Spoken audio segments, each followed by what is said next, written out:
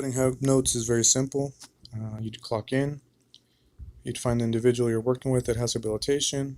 If it is multiple or individual, the same process. So you'd go ahead and clock in. And so off the bat, you'll notice the HAH for habilitation. And you can select that and do your notes. You can do it now.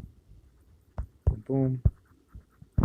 However, at the end of your shift, even if the little check mark is there, because you've worked more habilitation or you may need to adjust the time, you are going to have to go in there and redo your habilitation notes before you can clock out. So that may be why you may be experiencing an error.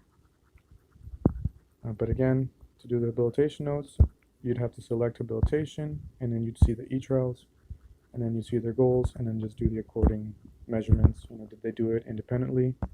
Did you need to verbally prompt them? Hand over hand refusal? Did they refuse to do the assignment, or was there total help? And again, you save, and then you save your time, and then it should be registered. And it'll register at the end. And again, it is important to get the parents' approval, so make sure you reach out to the guardians.